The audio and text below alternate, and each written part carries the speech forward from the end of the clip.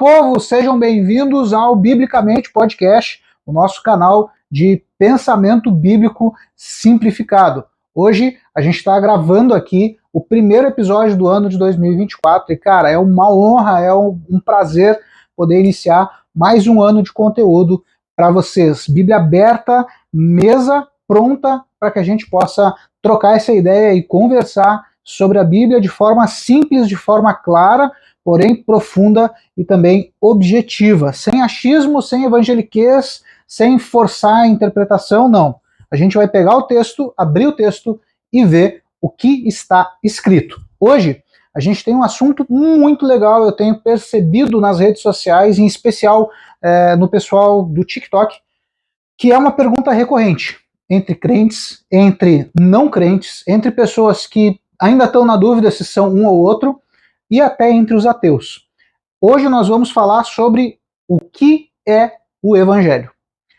Eu sei, existe uma resposta rápida para isso, e se tu é crente, talvez tu já tenha respondido, o Evangelho é isso, né, de bate-pronto, e talvez tu já queira sair do vídeo e ir fazer outra coisa. Eu te convido, fica aqui comigo, a gente vai aprofundar um pouco o raciocínio do que é o Evangelho. Meu nome é Ezequiel, mais conhecido como Zeca, e é uma alegria para mim estar aqui com vocês, e nos próximos minutos, quem sabe aí, a próxima hora, a gente vai estar trocando essa ideia com a Bíblia aberta, a gente vai estar trocando essa ideia com o coração aberto, com a mente aberta, gente. Isso é necessário, isso é fundamental, que a gente faça os questionamentos intelectuais de forma honesta, sempre olhando para a Bíblia com atenção. Tem um ponto que eu quero já deixar claro aqui, que eu acho que vale muito a pena a gente conversar, até, quem sabe, fazer um episódio específico sobre isso. Quando se fala sobre sola escritura, né, quando se fala sobre as 5 solas, uma delas é a sola escritura, ou seja, somente a escritura. Quando a gente fala isso, a gente não está falando sobre livre interpretação da escritura. Não, a gente está falando sobre livre exame. Essa foi a luta dos reformadores lá em 1500, 1600. Não era livre interpretação, cada um vai interpretar o que bem entender e vamos para frente. Não, a questão é livre exame. Então, existe a liberdade de exame, e eu tenho essa liberdade, tu tem essa liberdade de pegar uma Bíblia e examiná-la, mas existe a forma certa de fazer isso. Existem textos que são históricos, existem textos que são poéticos, existem textos que são literais e outros que não são literais, que são textos simbólicos, metafóricos. E a gente tem que entender como ler cada texto para que a gente não faça bagunça e, cara, tem muita bagunça acontecendo. Eu já estou aqui pronto, meu café já está aqui e eu te convido. Pega o teu café, pega a tua Bíblia, como de costume. Eu vou estar aqui com a minha Bíblia King James. Não importa a versão que tu tenha, o que importa é que tu esteja com a Bíblia aberta, com o teu coração disposto e tão empolgado quanto eu para a gente ter esse tempo. A mesa continua sendo de vocês. Esse lado da mesa sempre vai ser de vocês. Antes da gente entrar no conteúdo, eu tenho que te fazer o pedido, né, como todo bom youtuber. Deixa a tua inscrição aqui no canal, se tu ainda não é inscrito, te inscreve no canal. Se tu já é inscrito, confere aqui embaixo o sininho das notificações. Para que serve isso? Para que toda semana, quando sair um episódio novo, tu possa ser notificado, seja na tua televisão, no teu tablet, no teu celular, onde tiver o teu YouTube conectado, tu possa ser notificado e aí tu veja ali, essa semana estão tratando desse assunto, é interessante, eu quero ver, e aí tu pode assistir. Se não for interessante, beleza, deixa passar aquela semana e depois tu volta, ok? Além disso, curte esse vídeo, isso nos ajuda muito, não é pro meu ego, não é pra minha vaidade, não, nada disso.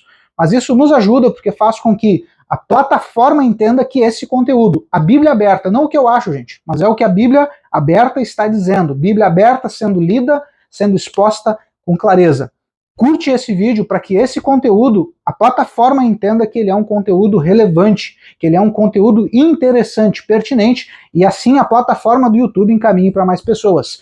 Tu também pode compartilhar, então curte, compartilha esse vídeo com teu amigo, com teu irmão, com teu parente, com aquele cara ateu que tu conhece, mas que talvez esteja interessado em responder a essa pergunta, o que é o Evangelho, e também deixa o teu comentário. Essas 3 coisas, curtir, comentar e compartilhar, ajudam muito o nosso canal a crescer e ajudam muito o nosso canal a chegar mais longe. E chegando mais longe o canal, a mensagem vai chegar mais longe. Aqui embaixo, enquanto tu serve o teu café, aqui embaixo, mais ou menos por aqui, eu acho, vai aparecer na tua tela aí as nossas redes sociais, Instagram, Facebook, TikTok, todas com o mesmo nome, @biblicamente.pdc, beleza? Segue a gente lá.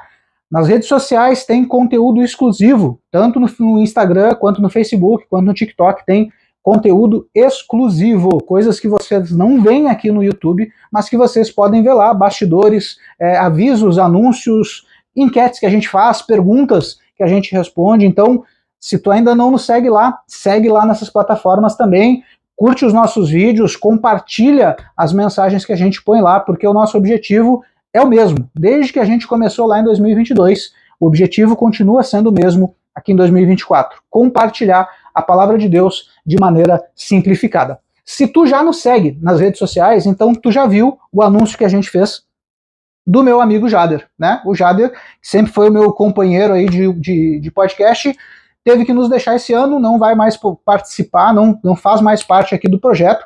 Tá tudo certo, a gente não brigou, não teve treta, nada disso. Só que ele tem motivos pessoais, ele teria coisas esse ano que ele não conseguiria conciliar com o nosso ritmo de produção de conteúdo, gravação e edição. Eu sei, para ti, talvez o conteúdo chegue aí 30 minutos. Não, é fácil produzir 30 minutos de conteúdo. Só que aqui eu já parei 2 horas para estudar, para aprofundar. Depois a edição ainda tem mais um bom tempo de edição. Tudo isso leva tempo, gente. Então o Jader não vai fazer mais parte do projeto, mas a mesa continua sendo de vocês. A ponta da mesa nunca vai deixar de vocês. E esse é o nosso novo formato, beleza? Eu estou aqui com a minha Bíblia, eu estou aqui com o conteúdo que a gente quer aprender hoje, que a gente quer pensar juntos hoje. Eu estou aqui com o meu café e a gente vai responder a essa pergunta. Ok? Tudo certo aí? Bíblia aberta, coração pronto. Vamos seguir em frente então. Deixa eu tomar um golinho aqui do meu glorioso café. E vamos trabalhar. Gente, essa é a pergunta que, como eu disse lá no início, talvez a resposta pronta já esteja na tua mente. O que é o Evangelho? Por que eu digo que talvez já esteja na tua mente? Porque se tu é crente, se tu é de igreja, existe um texto que diz claramente o que é o Evangelho. E é um texto famoso, é um texto conhecido do apóstolo Paulo lá em Romanos. Obviamente a gente vai ler esse texto em algum momento aqui desse nosso conteúdo, mas eu quero te convidar a pensar na resposta. Eu não quero uma resposta pronta da tua parte, eu quero que tu pense. Por quê? Observando alguns conteúdos lá no TikTok, eu percebi um crescimento interessante de páginas, grupos de ateísmo. Então eles são ateístas proselitistas. O que isso significa? Não é o cara que simplesmente é ateu, não acredita em nada e segue a vida dele. Não, ele é ateu e ele é proselitista, ou seja, ele quer fazer com que outras pessoas também se tornem ateus, à toa. Eu não ia deixar de fazer essa piada. Ele não quer simplesmente ser ateu e viver a vida dele sem crer em Deus, não. Ele quer que as pessoas também, aqueles que creem, deixem de crer. E esses ateus, esses grupos de ateísmo, eles fazem uma crítica que é uma crítica muito válida, e a gente, como cristão, como pensadores de Bíblia, como pensadores de teologia, a gente tem que estar atento a essa crítica. Que crítica é essa? De que nós não temos honestidade intelectual. Se tu já acompanha o podcast há mais tempo, tu talvez lembre que lá atrás, talvez lá na série de Tiago, se tu tá chegando hoje, sim, não tá começando aqui, esse é só o primeiro vídeo desse ano de 2024, mas a gente já tem 3 ou 4 séries para trás, são muitos episódios, material denso, profundo, vale muito a pena, depois que acabar esse vídeo aqui, tu ir na nossa lista de vídeos e conferir tudo o que a gente tem a oferecer. Se tu já tá há mais tempo, então talvez tu lembre de um vídeo que a gente fez falando sobre Tiago, e eu comentei sobre um livro que eu ia ler. Crer é também pensar. Cara, e isso é uma verdade. E isso precisa ser uma verdade. Isso precisa se tornar uma verdade nas nossas vidas. Eu não posso crer simplesmente por crer. Não, eu preciso pensar porque creio. Um dos primeiros livros de teologia que eu me lembro de ler, eu era garoto, devia ter 15, talvez 16 anos, se chama Por que Creio? E é muito interessante o nível de perguntas que o escritor fez. É um livro antigo já, da década de 80, se eu não me engano, que vale muito a pena a leitura. É difícil de achar hoje, mas se tu tiver essa sorte, vale muito a pena, porque fundamenta muito a tua fé. Partindo disso, a gente precisa responder essa pergunta então. Já que os ateus nos acusam de desonestidade intelectual ou de falta de intelectualismo, vamos começar pelo básico. Vamos começar pela base da coisa. Por que nós falamos do Evangelho? Por que nós divulgamos o Evangelho? Cara, por que eu tô aqui? Nessa hora, já é tarde pra caramba, quase 10 horas da noite eu tô aqui gravando esse conteúdo. Por quê? Porque as pessoas precisam.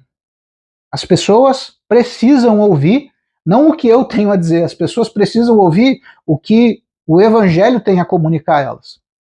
As pessoas precisam ouvir o que Jesus ensinou e o que Jesus disse que nós, cristãos, deveríamos ensinar a elas, a essas pessoas que ainda não conhecem o caminho de Jesus. Quando a gente faz a pergunta o que é Evangelho, a resposta de bate-pronto que vem na mente do crente, do cara que já conhece um pouco de Bíblia, ele vai dizer o seguinte: o Evangelho é a boa nova. O Evangelho é a boa notícia. E perfeito. Essa é a resposta, é uma das possibilidades de respostas. O Evangelho é a boa notícia. Agora, eu devolvo essa resposta, eu devolvo com uma pergunta. Que boa notícia? Do que a gente está falando? Boa notícia do quê? Boa nova do quê? Porque, na verdade, quando a gente fala que o Evangelho é boa nova, a gente está simplesmente comunicando o significado da palavra. A palavra evangelho do português vem lá do grego evangelion, e evangelion significa boa notícia ou boa nova.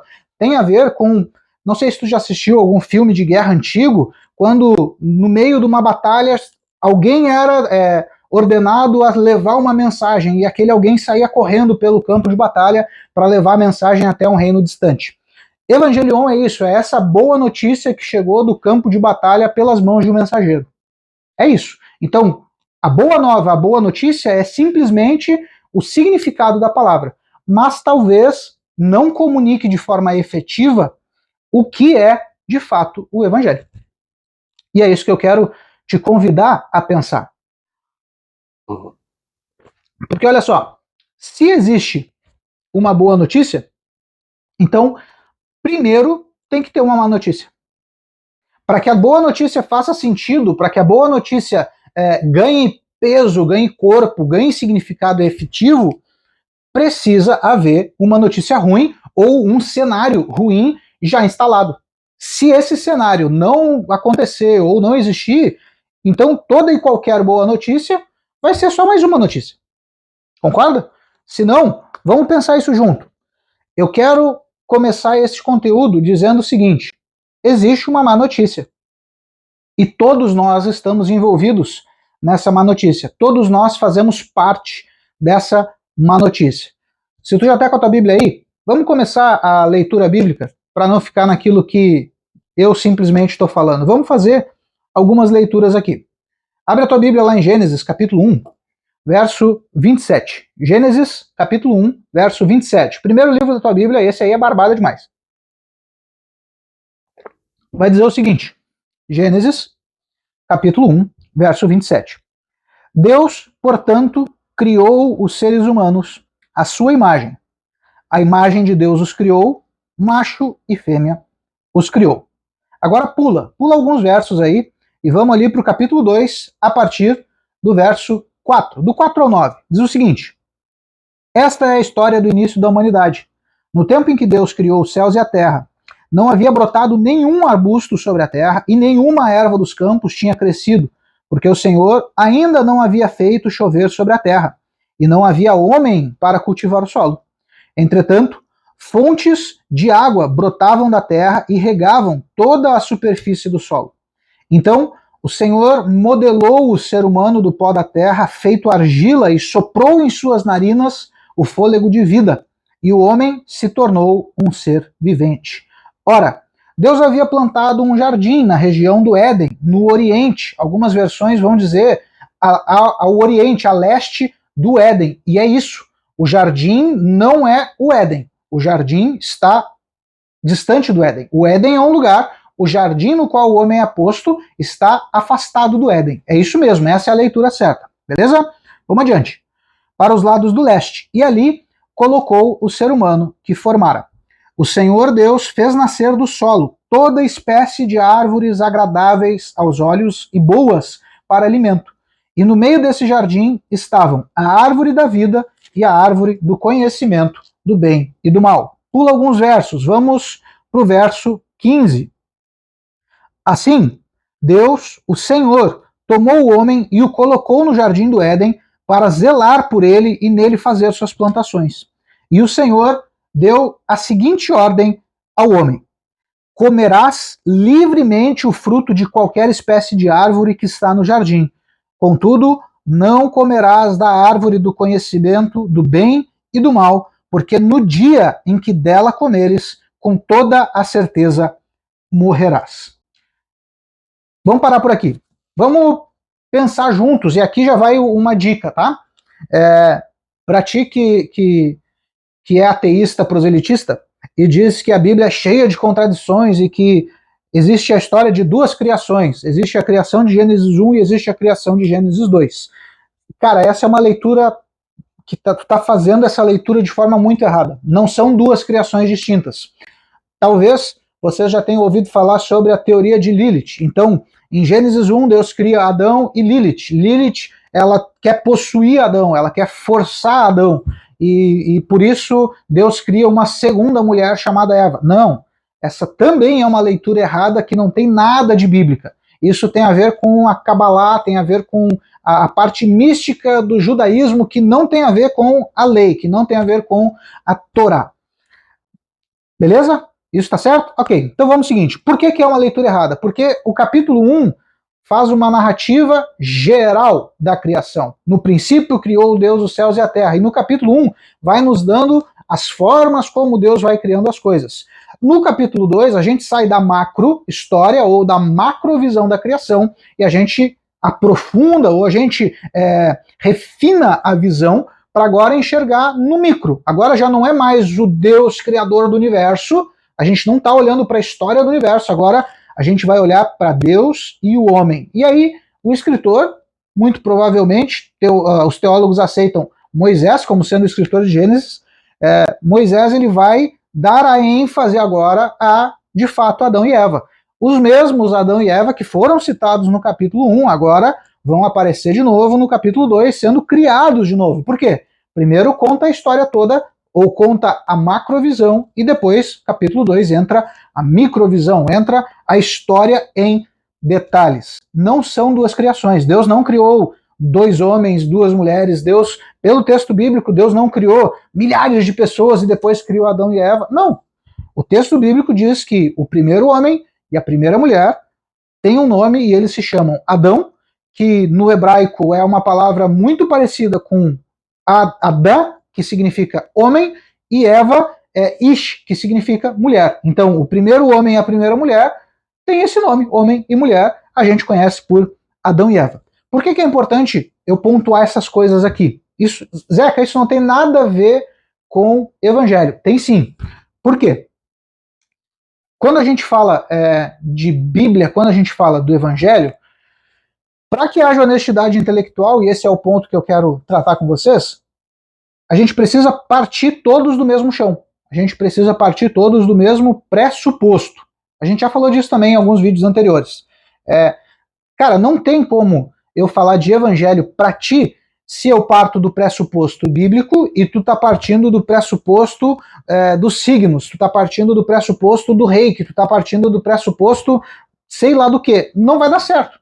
A gente não vai encaixar nunca a nossa cosmovisão, a gente não vai encaixar nunca a nossa visão de mundo, e o que eu tento comunicar para ti não vai fazer sentido, e as tuas perguntas para mim também não vão fazer sentido. Então, a gente precisa partir do pressuposto, do mesmo pressuposto. Qual é o pressuposto para crer ou para tentar aceitar ou tentar entender, tentar compreender o que é o evangelho? É o pressuposto bíblico.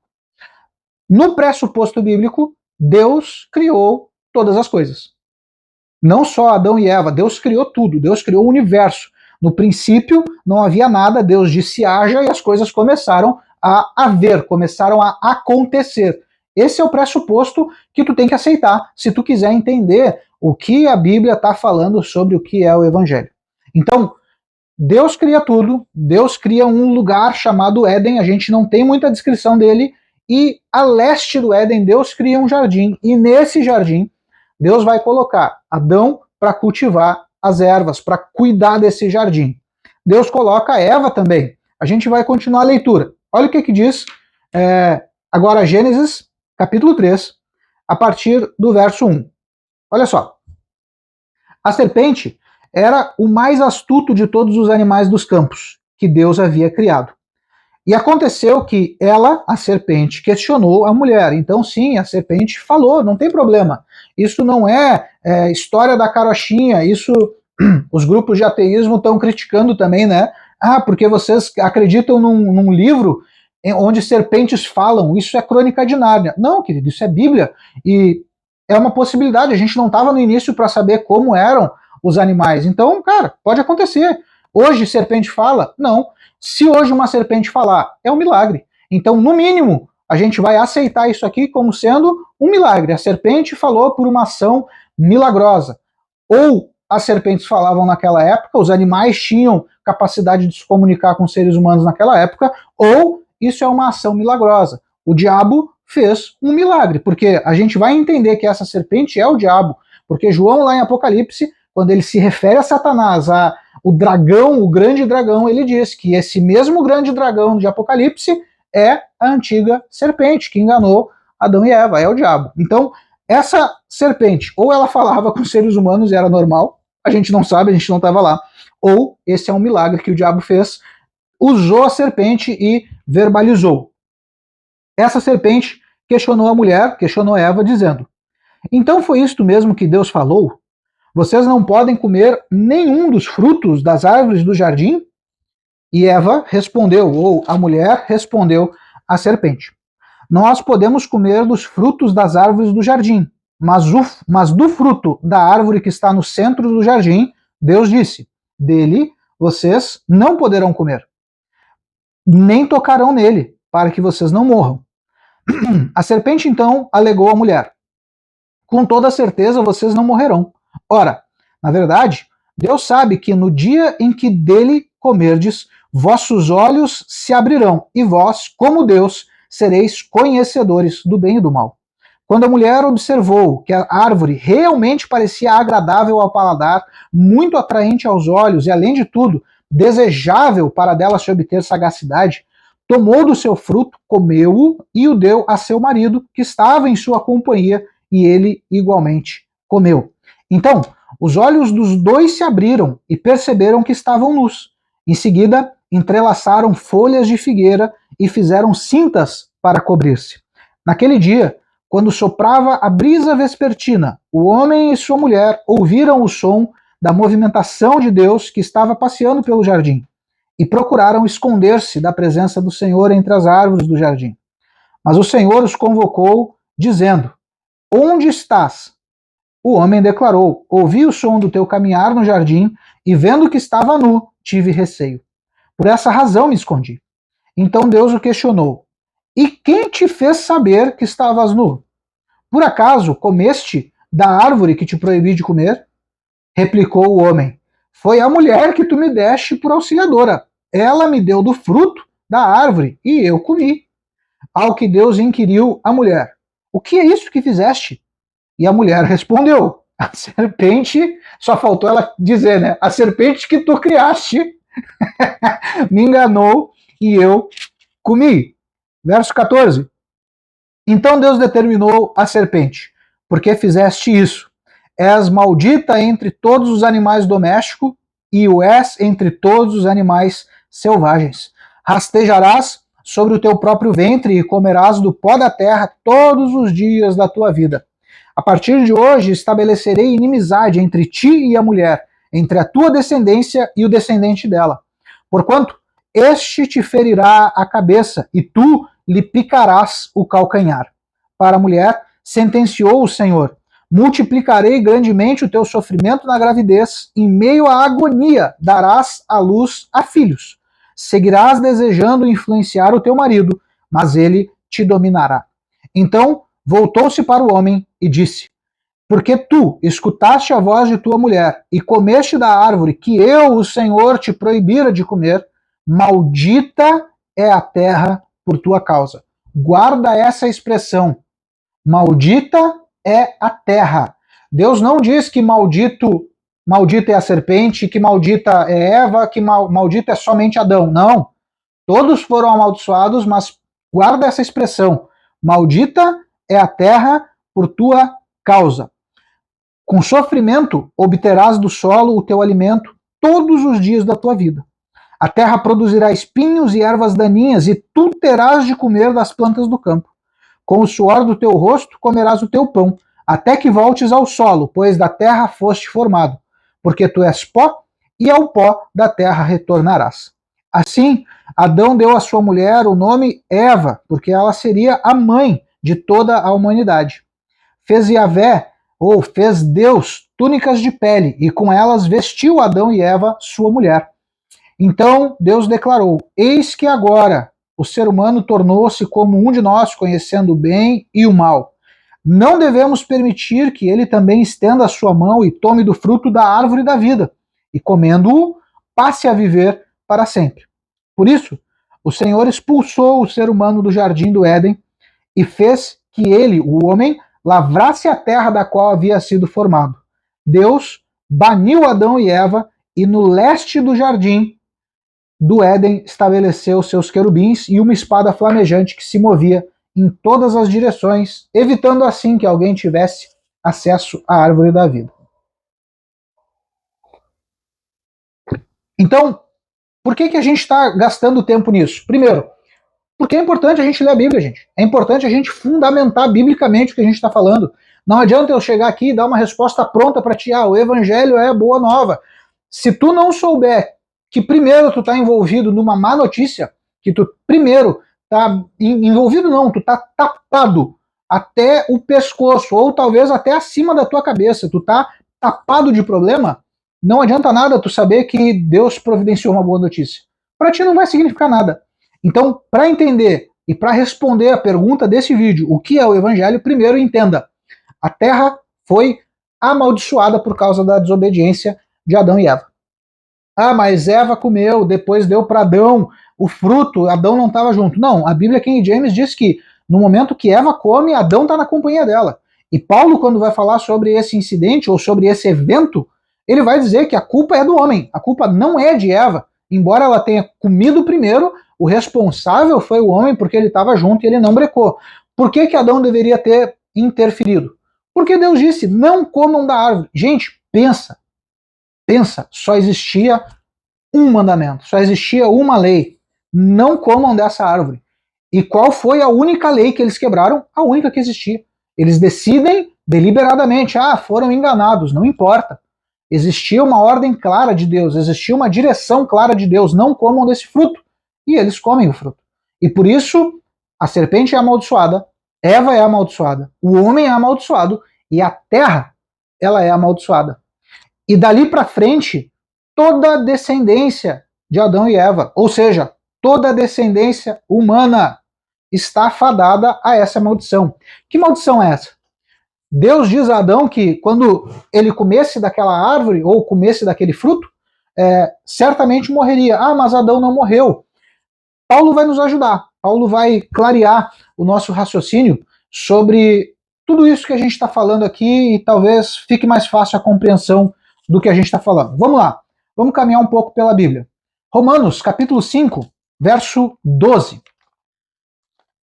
A terra foi amaldiçoada pela desobediência de Adão e Eva. Olha o que Paulo vai dizer. Cara, isso aqui é muito interessante. Vale muito a pena a gente conferir isso aqui. Romanos, capítulo 5, a partir do verso 12. A gente vai ler até o verso 19. Beleza? Diz assim: concluindo, da mesma forma como o pecado ingressou no mundo por meio de um homem, Adão, e por meio do pecado ingressou a morte. Então olha aqui o cumprimento daquilo que Deus diz. Quando Deus diz para Adão que se ele comesse do fruto ele morreria, Deus não está falando de uma morte instantânea. Não é que o fruto fosse venenoso, não. Mas o fruto permitiu a entrada do pecado. E o pecado leva à morte. O pecado tem como salário, é aqui em Romanos capítulo 6, deixa eu confirmar isso. Tá aqui, ó, Romanos capítulo 6, 23, 2 páginas para frente. Pois o salário do pecado é a morte. Então, a consequência da entrada do pecado no mundo é também a entrada da morte. É isso que Paulo está falando. Vamos voltar lá. Romanos 12. 5:12. Assim também, a morte foi legada. A morte passou a todos os seres humanos, porque todos pecaram. Na lógica bíblica, no pressuposto bíblico, Adão e Eva, como cabeças de raça ou como pais da raça humana, eles pecaram, eles foram amaldiçoados, a terra foi amaldiçoada e dali para frente toda a descendência deles está sob a mesma maldição. Que maldição é essa? O pecado. E o pecado leva à morte. Então, sim, nós somos malditos. Nós fomos amaldiçoados e nós somos malditos. Essa é a realidade do ser humano. Nós somos malditos. A maldição do pecado foi legada a toda a descendência de Adão e Eva. Nós fazemos parte disso. E se tu quiser pesquisar um pouquinho, pesquisa por Eva mitocondrial. Tu vai ver que no exame genético da humanidade, toda a raça humana descende de 8 pessoas. E essas 8 pessoas descendem de 2. De quem tu acha que a Bíblia fala sobre isso? Vou deixar para ti. Depois tu deixa nos comentários se tu souber. Vou repetir. Toda a raça humana, toda a raça humana, desde de sempre, descende de um grupo de 8 pessoas. Toda a raça humana descende de um grupo de 8 pessoas. Essas 8 pessoas têm um casal em comum. Pensou? Pensa na Bíblia. Pensa em Gênesis. Vou te dar a dica. Do capítulo 1 ao 6, tu vai achar tanto as 2 pessoas como as 8 pessoas. Dá uma olhada lá. Vamos voltar aqui. Romanos capítulo 5, a partir do 13. Porque antes de ser promulgada a lei, agora Paulo dá um salto, ele está falando, né, de várias coisas na carta aos Romanos, e agora ele já dá um salto para a lei de Moisés. Antes da lei ser promulgada, o pecado já estava no mundo. Por quê? Porque entrou em Adão. A lei, ela chega em Êxodo, segundo livro da Bíblia, mas o pecado ele já está no mundo desde Gênesis 3, desde a queda do ser humano. Todavia, o pecado não é levado em conta quando não existe a lei. No entanto, a morte reinou desde a época de Adão até os dias de Moisés. Então, ainda que o pecado daquela geração, de Adão até Moisés, não fosse levado em conta, ainda assim, a morte estava fazendo efeito, a morte estava sendo eficaz. Por quê? Porque toda a raça, toda a descendência foi amaldiçoada. É o que o texto está dizendo. É o que Paulo está dizendo. No entanto, a morte reinou desde a época de Adão até os dias de Moisés, mesmo sobre aqueles que não cometeram pecado semelhante à desobediência de Adão, o qual era uma prefiguração daquele que haveria de vir. Contudo, não há comparação entre o dom gratuito e a transgressão, pois se muitos morreram por causa da desobediência de um só homem, Adão, muito mais a graça de Deus e o dom pela graça de um só homem, Jesus Cristo, transbordou para multidões. Por isso, não se pode comparar a graça de Deus com a consequência do pecado de um só homem, porquanto o julgamento, o juízo, derivou de uma só ofensa, Adão e Eva. E isso resultou em condenação, mas o dom gratuito veio de muitas transgressões e trouxe a justificação. Pois, verso 17, se pela transgressão de um só homem a morte reinou por meio desse, muito mais aqueles que recebem da transbordante provisão da graça e do dom da justiça reinarão em vida por intermédio de um único homem, Jesus Cristo. Deixa eu ver se eu já passei de onde era para ler. Não, até o 19. Portanto, assim como uma só transgressão, de novo, Adão e Eva, determinou a condenação de alguns seres humanos? Não. O que diz aí na tua Bíblia? Determinou a condenação de todos os seres humanos. Nós somos malditos. Você é maldito. E não é o que eu estou dizendo, eu não estou te amaldiçoando, não. É o que o texto bíblico diz. É isso que tu precisa entender para responder a pergunta, tema desse episódio. O que é o Evangelho? O Evangelho é a boa notícia. Boa notícia para quê? Boa nova para quê? A gente está começando a entender isso. Verso 18 ainda. Assim como por uma só transgressão foi determinada a condenação de todos os seres humanos, assim igualmente um só ato de justiça, a morte e ressurreição de Jesus Cristo, resultou na justificação que traz vida a todos os homens. Sendo assim, da mesma forma como por meio da desobediência de um só homem muitos se tornaram pecadores, assim também, por intermédio da obediência de um único homem, muitos serão feitos justos. Paulo está explicando para nós o que é a má notícia. Então a gente sabe que o evangelho é a boa notícia. Mas para que essa boa notícia tenha peso de significado, primeiro a gente precisa entender a má notícia, ou a parte ruim da história. E a parte ruim é essa. A morte reinou por causa da transgressão. Todos os seres humanos, a teologia vai chamar isso de o pecado original, a doutrina do pecado original. É isso, é o pecado de Adão e Eva, e dali para frente, todos os seres humanos nascem pecadores. Isso é transmitido, teólogos vão dizer, pela genética. O pecado ele é genético, ele vem desde Adão e Eva pela genética. Se é assim ou não, isso a Bíblia não diz, mas uma coisa ela deixa claro. No mínimo espiritualmente, isso vem passando de Adão e vai passar infinitamente até aquele dia. Vamos ler outro texto, ainda do apóstolo Paulo. 1 aos Coríntios é o próximo livro aí. Depois de Romanos, 1 aos Coríntios, capítulo 15. A gente vai ler um verso só. Não desmarca Romanos, porque a gente vai voltar para lá. Então, ó, já fica segurando aqui, porque a gente vai voltar para cá, beleza? 1 aos Coríntios, capítulo 15.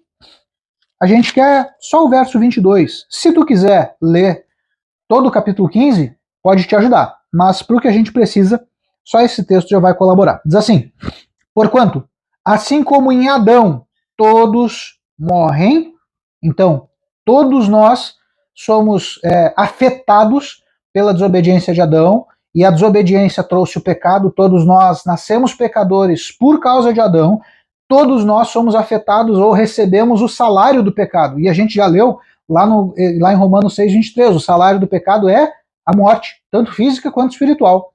Então, todos morrem em Adão. Assim como todos morrem em Adão, em Cristo todos serão vivificados. Essa é a boa notícia. Mas a gente ainda precisa aprofundar mais na má notícia, para que essa boa notícia de que em Cristo todos serão vivificados ganhe significado, ganhe peso, ganhe o sentido real. Agora, volta lá. Romanos, capítulo 3. Nós lemos o capítulo 5, nós lemos o capítulo 6. Agora, olha que interessante. E aqui a gente encerra, quem sabe, essa má notícia. Talvez ainda não. Mas olha que interessante. Romanos capítulo 3, verso 23. Pode haver diferença na versão bíblica? Deixa até eu ver como é que isso está na Bíblia Viva. Talvez possa haver alguma diferença significativa que possa nos ajudar aqui. Romanos capítulo 3, a gente quer só o verso 23. Na King James diz: porque todos pecaram e destituídos estão da glória de Deus.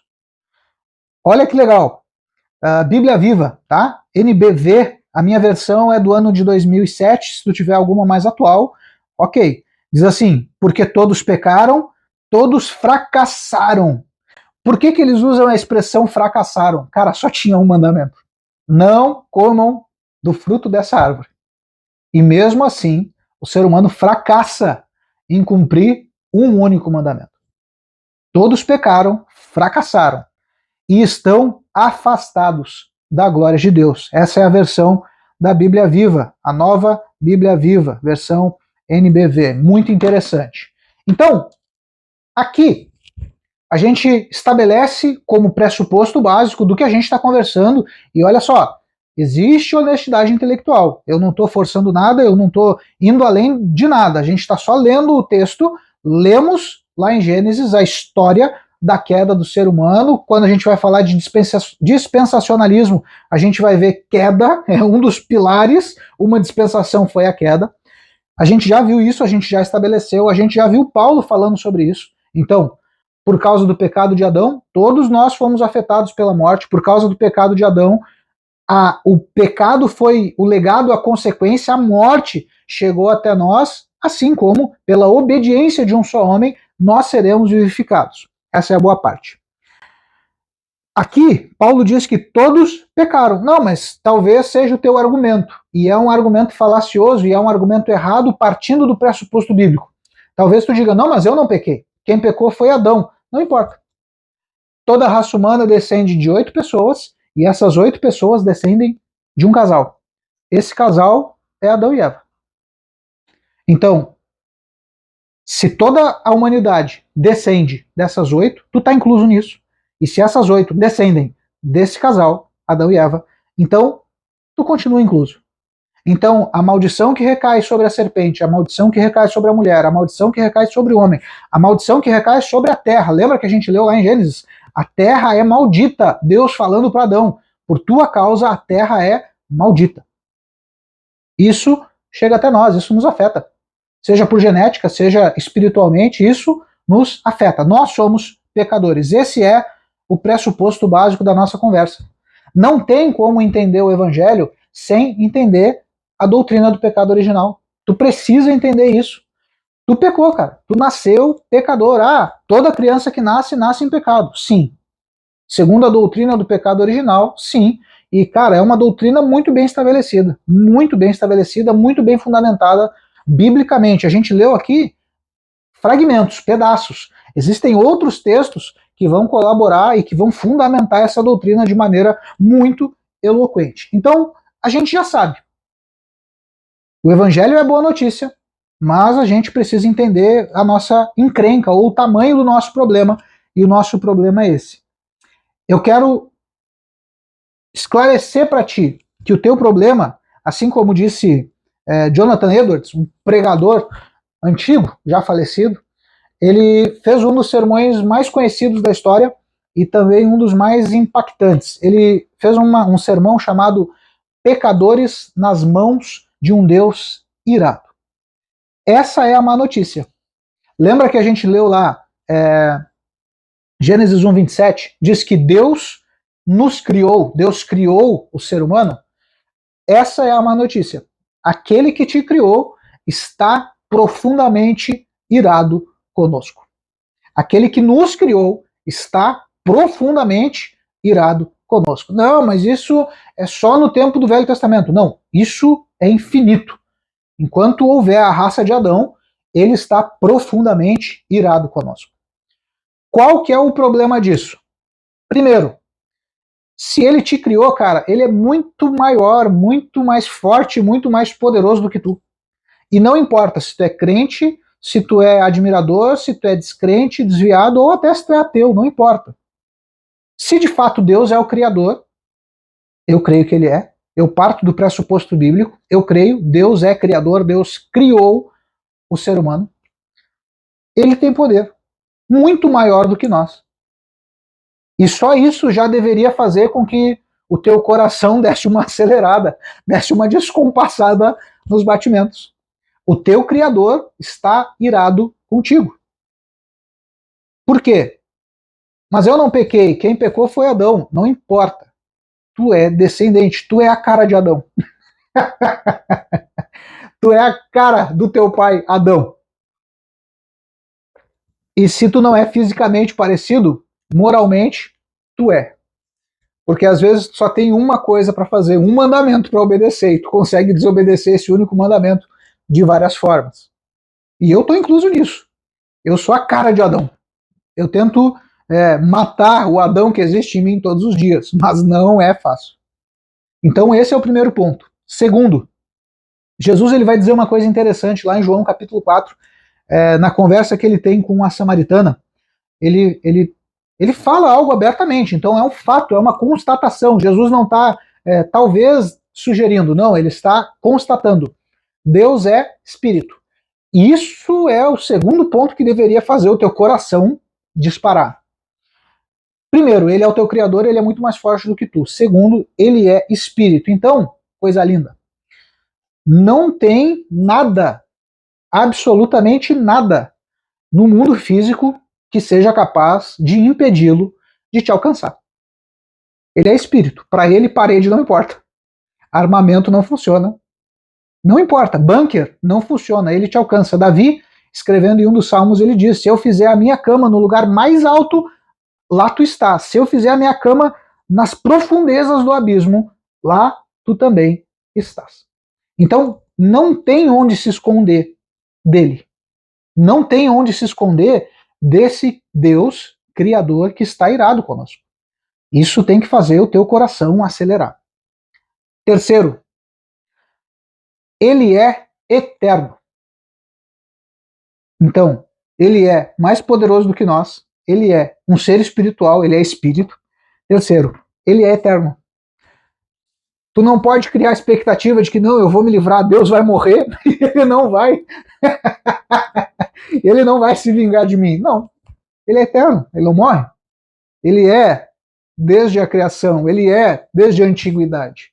Ele criou tudo. Ele é. Ele está fora do tempo. Quando a gente pensa em criação, a gente precisa entender isso. Deus está fora do tempo. Ele cria o tempo. E ele faz o que quer, conforme quer, onde, quando e como ele quer. Olha que interessante. Vamos ler dois textos lá. Isaías, capítulo 40, verso 28. Velho Testamento, mais ou menos na metade da tua Bíblia. Isaías, capítulo 40, verso 28. Diz assim: não sabes, não ouviste que o Senhor, o Eterno, o Criador de toda a terra, não se cansa e nem fica exausto? Sua sabedoria é insondável e o seu conhecimento é incompreensível. Prestou atenção nos atributos ou nos adjetivos que Isaías usa para se referir a Deus? O Senhor, o Eterno, o Criador. E olha o que ele diz: ele não se cansa. Cara, se Deus estiver te procurando, se ele estiver te caçando, pode ter certeza, ele vai te achar. Obrigado por ficar até aqui assistindo o nosso conteúdo. Esse episódio vai ter uma continuação, então eu já te dou a dica: confere a tua inscrição, confere se o sininho das notificações ele está ativo, porque nos próximos dias sai a continuação desse conteúdo. Se o sininho estiver ativo, tu vai ser notificado e tu vai poder conferir como continua essa resenha. Além disso, não deixa de nos seguir também lá nas nossas redes sociais, vão estar passando aqui embaixo na tela. Instagram, Facebook e TikTok, todos com o mesmo nome, @biblicamente.pdc. Deus abençoe.